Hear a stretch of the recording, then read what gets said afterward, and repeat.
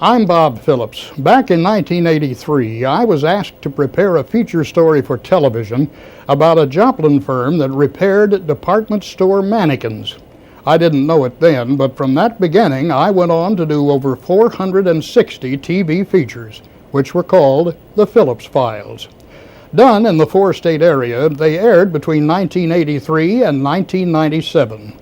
Along with some talented photographers, we covered a lot of ground, traveling interstate highways and country lanes, up mountains and down hollers, to document the people, places, and things that make up this many-faceted area.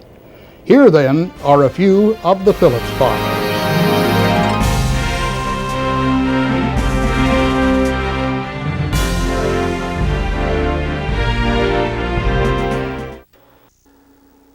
Slot machines have been a part of American folklore for nearly 100 years.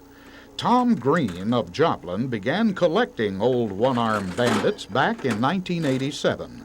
He now has 6 of them, dating from 1947 to 1958.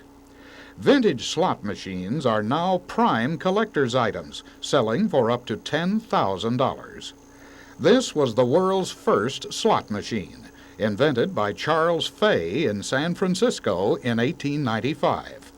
Hundreds of models appeared shortly thereafter, made mostly in Chicago. By the turn of the century, nickel, dime, and quarter slots were seen in taverns, drugstores, and barber shops. Today, they're big attractions in legitimate gambling casinos around the world. The old slots were pretty basic, all mechanical, spring-wound, and clock-timed. Today's models are almost totally electronic. When the 3 symbol wheels line up in a certain sequence, the machine will either pay off in predetermined amounts or not at all. A slot machine can't be rigged to pay off. It does its thing purely by chance. Tom says these old-timers are readily available, and anybody can own one if the machine is of legal age. The machine has to be at least 30 years old in the state of Missouri, 25 in Oklahoma and 25 in Arkansas. But if the machine is 30 years old, they consider it an antique, and you can have them in your home as long as you don't use them for gambling purposes. There are places, even here in Missouri, that deal in slot machines exclusively. And occasionally you can find them in antique shops, antique shows, and even flea markets, occasionally. What are the odds when you play a slot machine? Tom says you have about an 80% chance of getting money back. Put in $10, you should get about 8 in return. You could even hit the jackpot, but don't count on it. Is there any such thing as a gambling system to beat a slot machine? The only system I know of is don't play them and keep the money you got in your pocket. But that's no fun. Whatever their form or technology, slot machines are always a challenge. They can be kind or they can be cruel, but they're always a lot of fun. Rats. Bob Phillips, KODE News.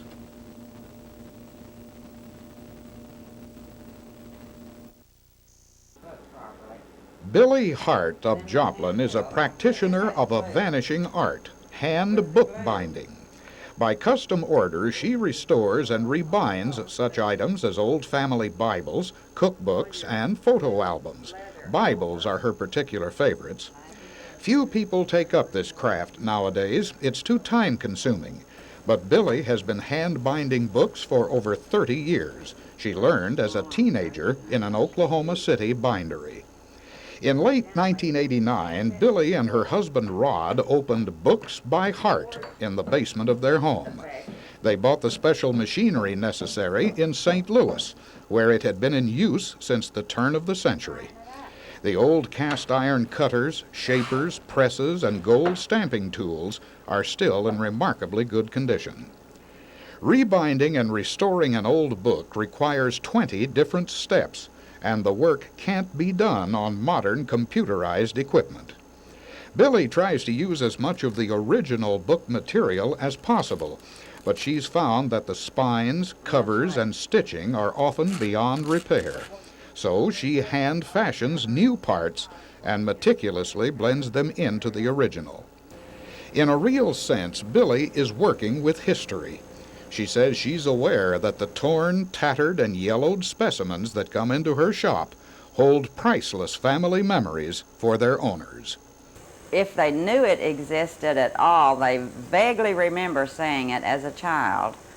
And then great-grandmother will die, and in the process of going through the attic and basement, they'll discover this, what I call a priceless heirloom Bible or cookbook, and they're thrilled that it's there, even though it sometimes is barely there.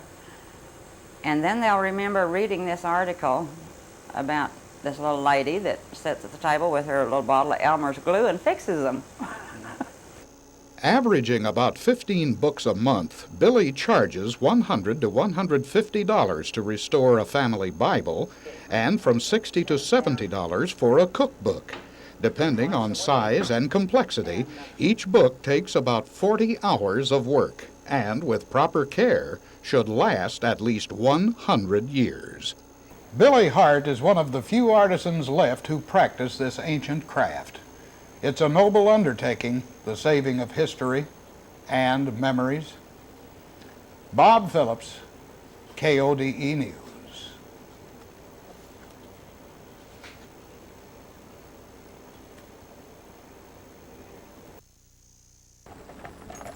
When Gary Stull of Ash Grove, Missouri, takes to the road with his colorful wagon and his hitch of 3 registered Belgian draft horses, heads are guaranteed to turn. Gary manufactures custom horse-drawn vehicles. In simpler words, he's a wagon maker. He sells his Heartland hitch wagons all across this country and beyond. Gary's love of draft horses and wagons began when he was a kid growing up near the old Chicago stockyards. With a degree in forest products technology, he began his career as a furniture maker. He built his first wagons for his own use, but by 1989, so many people wanted to buy them, he went into wagons exclusively. Today, he turns out about 10 a year, often working on 3 at a time. This is the biggest one he's built so far, a $14,000 Hitch Express wagon that's going to a customer in Colorado. It weighs over a ton. He has an order for an even bigger one that's bound for a brewery in New Zealand. His medium-sized Ozark Mountain spring wagons are especially popular. Depending on size and customer specification, Gary's wagons sell from $2,000 to $20,000, and each takes 3 to 4 months to complete. Gary says he can build any kind of a wagon a customer might want, plain or fancy. Someone wants a fancy chrome wagon, you know, with all the chrome treatment, and other people want a wagon for strictly pleasure and don't require that, don't want to put the money into it, and you've got to be able to appeal to everybody's whims. Naturally, I like to appeal to the big commercial companies and what have you to build some of the fine show wagons and advertising wagons.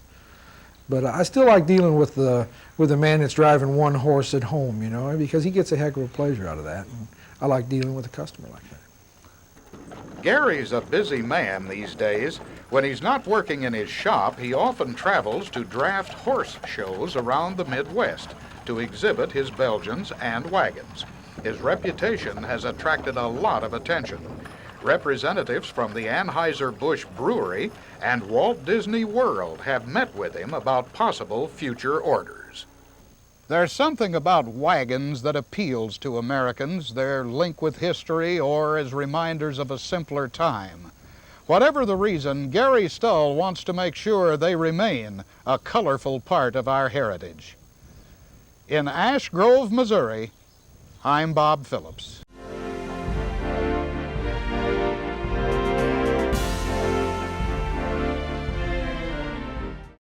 This is one of the patients at the Vi-Jo Rehabilitation Center in Siloam Springs. Operated non-profit by Vivian and Joe Stockton, the center is one of only 3 in Arkansas that has a federal and state license to care for injured birds on the endangered species list. Since establishing their center in Siloam several years ago, the Stocktons have nursed about 200 injured birds each year. People bring them all kinds, from the federally protected great raptors, such as bald eagles, hawks, owls, and vultures, to colorful song and game birds. Joe has a close rapport with his patients. Even so, the big raptors with their needle talons and razor-sharp beaks must be handled with understandable caution. The bird's injuries range from minor to debilitating. This female red-tailed hawk is recovering from surgery on an injured leg. The rarest patient is this 15-year-old albino red-tailed hawk named Tyson. He was hit by a car. These two young bald eagles sustained wing injuries from gunshots. Though healthy now, they can no longer fly. Sadly, gunshot wounds account for 95% of the injured birds brought here. Joe blames this on hunter carelessness. Working with a local veterinarian, the Stocktons' objective is to get the birds well and set them free as soon as possible. We take a bird that comes in here immediately to the vet, and he does the obvious thing the doctor does. He checks them over very carefully and does whatever needs to be done, whether it's surgery or first aid. And then we bring them back here on intensive care and nurse them. And then we put them in the big cages immediately to see if they'll eat on their own and if they can fly adequately, and immediately we let them go. Every patient at the center gets the best of care, and a radio plays classical music near their cages. Joe says this keeps them calm and happy. With such TLC, it's little wonder that 75% of them eventually return to their natural habitat.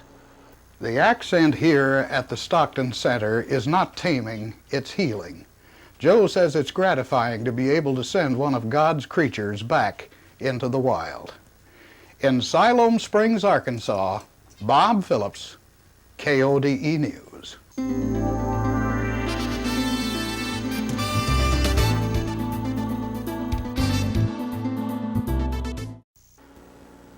Jerry and Sherry Wood of Joplin have an unusual and rewarding hobby. They collect old jukeboxes. Since buying their first one back in 1985, they've been searching far and wide for worn-out models they can bring back to life. At present, they have 5 of them. Jukeboxes have been a part of the American scene for over 60 years. Called electric automatic phonographs, they first appeared in New York City in 1927. It wasn't long before they were common sights in restaurants, saloons, and roadhouses across the country. They were especially popular in the 1950s. Back then, no drive-in diner or bar was without one. The most popular brands were Wurlitzer, Seaberg, and Rockola, but several companies produced them, and they were made to last. Large and gaudy, they were heavy and built for hard use, which is what most of them got. Jerry's currently refurbishing this 1953 Seaberg, which was in sad shape when he bought it for $200. Vintage jukeboxes are highly prized collectibles today and can cost up to $15,000. Jerry says they're becoming pretty difficult to find. The old timers that of course, that haven't, that no one has gotten to yet, you'll find them in old barns. We have one from an old barn. We have another one from a garage. Just all kinds of places like that. Once we found one under an eave of a house. You just really have to go out and hunt for them. You can go to the shows. There are several shows around the country every year. You can go to the shows, and there's dealers who have them. And if you want a particular model, you can get it, but you better be ready to pay for it. Sherry tries to keep original period records in the machines, and just reading the titles is an instant nostalgia trip for anyone over 40. Johnny Mathis, Percy Faith, Benny Goodman, Rosemary Clooney, those were the days. The Woods also have a number of early jukebox accessories, such as wall speakers and the familiar lunch counter selector boxes. These are collector's items in themselves, and can cost from $35 up to $250 apiece when you can find them. Nothing can conjure up good memories quicker than an old jukebox. These old-timers may be obsolete. No matter, they'll always remain a true romantic link with our youth. Bob Phillips, KODE News.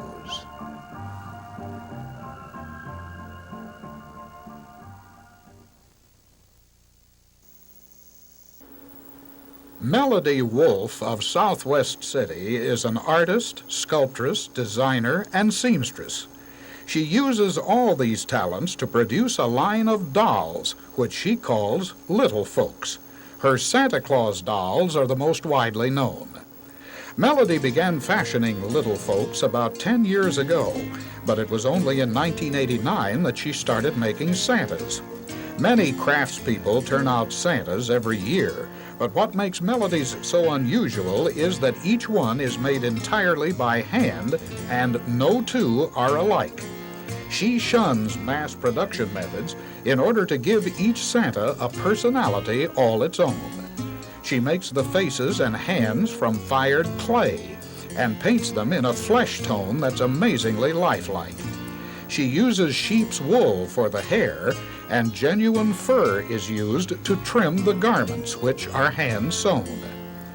The spirit of Christmas is called by many names, like Santa Claus, St. Nicholas, Bell Snickle, Kris Kringle, or Father Ice. In dressing her Santas, Melody utilizes the folklore of many countries. We're most familiar with the old gentleman in red, but he's seen differently in, say, Germany, Russia, or Spain. That's why Melody dresses them in varied costumes. When you're sitting there and you're making each one of them and you spend so many hours onto them, you know, they develop little personalities and little spirits through a smile, through the line, through their eyes, you know, just through the look through their eyes. And to put them all in red wouldn't be besetting for them, you know, so I do see them in a different way.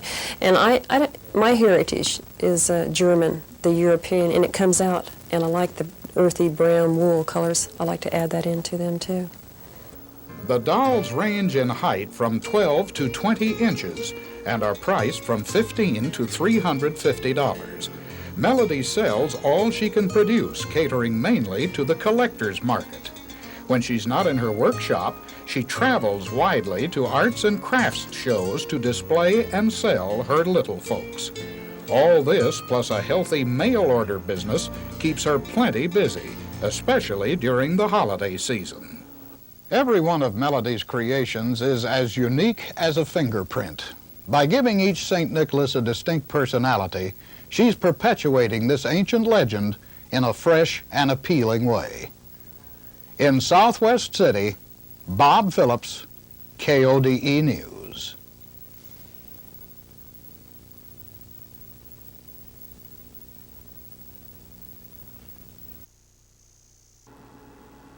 These replica gas pumps are the creations of Steve York of rural Neosho. Striking in their realistic detail, they look just like the ones that stood in front of old service stations back in the 20s and 30s. Steve calls his company Nostalgia Productions. Building has been Steve's lifelong hobby, and in the past he's built airplanes, cars, and amusement park trains. In 1989, weary of the 8-to-5 grind, he quit his job as a jet engine consultant to devote full time to his custom-built pumps. Today, working out of the 2-story log home he built, Steve turns out about 200 a year. They're in great demand for decoration in kids' bedrooms, rec rooms, fast food restaurants, and museums. The pumps are fabricated from fiberglass and high-impact translucent styrene. Standing 7.5 to 8.5 feet tall, they weigh about 55 pounds. Each one takes some 7 hours to complete, and depending on customer specification, they cost from $385 to $700. Steve makes 50 gas pump brands, complete with the proper decals and fixtures. He says Texaco and Mobil Gas are his best sellers, with Phillips 66 a close runner-up. They look like the real McCoy, and Steve says they have some definite advantages over original pumps. Mine are 20% smaller than the originals. There's no glass like the original ones. They're safe around kids. And you don't have this big monstrosity of a gas pump in your home. The old pumps were 9 to 10 feet tall, and I've reduced mine so that they'll fit in under an 8-foot ceiling, and you can pick it up and move it out of the way, vacuum around it or whatever. Today, any kind of old gas pump, real or replica, is a hot item on the collector's market. Steve has sold his pumps all across the country and has shipped some as far away as Holland, Italy, and Japan. He has a current backlog of over 60 orders. Old original gas pumps are hard to come by these days, and when you do find one, it's mighty expensive. Steve's pumps are lighter in weight, more affordable, and just as realistic. As nostalgia pieces, they're hard to beat. In Neosho, Bob Phillips, KODE News.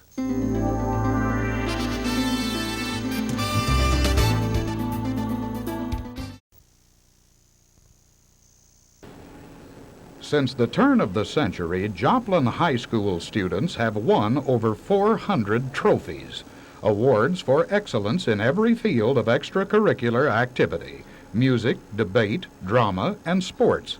But sadly, due to a lack of space, only a precious few can be displayed in the glass cases here in the main hall of the school. So where are all the others?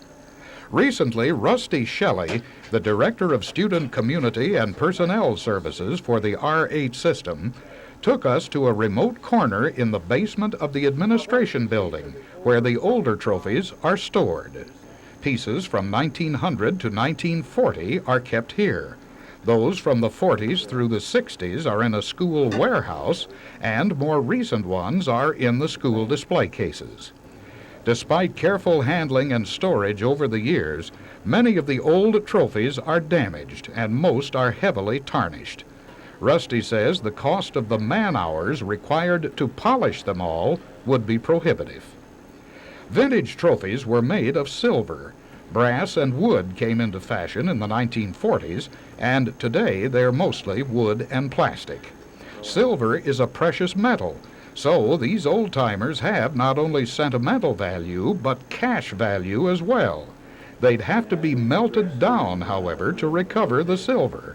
And that, Rusty says, will never happen. There's just too much history and too many good memories that come with those trophies that were won in the early 1900s and by students at Joplin High School are treasures. They really are. It's a shame that they can't all be seen by the public all the time.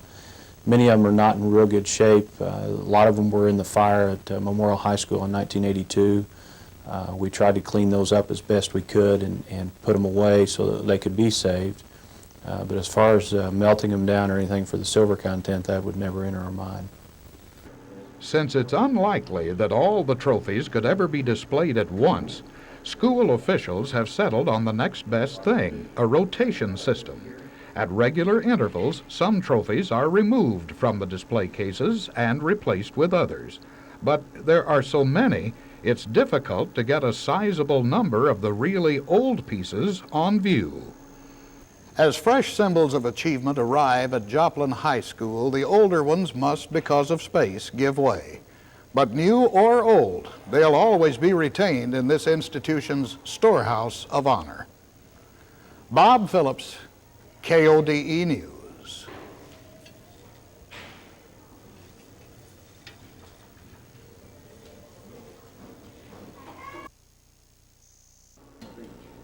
Collecting sports trading cards is one of America's most popular pastimes. Ron Irwin at the Book Barn in Joplin has one of the widest selections of cards in the area. During a recent visit, we soon learned that what began as a simple hobby is big business today. It all started with baseball cards. They first appeared in cigarette packages in 1886. Chewing gum companies took them over in 1933, and today over a dozen companies produce them. Baseball cards are still the most popular, but now every major sport is represented, such as football, basketball, boxing, and hockey. Card prices began to rise in 1987 as more collectors took up the hobby, and nowadays they can cost from 10 cents up to whatever the market allows. Cards like this old-timer are the most valuable. Recently, a Honus Wagner card from 1910 sold for nearly $500,000. A Babe Ruth card sells for $2,500, and a Mickey Mantle can cost as much as $50,000. Values fluctuate, however, and that's why price guides are published each month to keep collectors up with the market. You can buy the cards one at a time or in sets like these, which come out each year. The cards were originally intended for youngsters, but Ron says today's kids from 5 up to adults in their 70s are avid collectors. Kids are as interested as ever. They'll always be interested in sports. Their emphasis seems to have changed from the batting averages and the players themselves to the value of the cards. Adults remember from the time they were growing up, and they also follow the current players, so there's, the nostalgia keeps the adults interested. Card shows are held frequently all across the country, and it isn't unusual for a collector to drive hundreds of miles and pay a bunch of bucks for a choice Pete Rose or a vintage Sandy Koufax. Should you decide to take up this hobby, Ron has some sage advice. Only collect things you enjoy. Don't collect anything simply because it's supposed to be worth a lot of money. Between 20 and 25 million Americans are into this hobby today, and Ron predicts even more will become involved in the future. There's no doubt about it. Sports cards have come a long way from the days when you used to get them free in a package of gum. Bob Phillips, KODE News.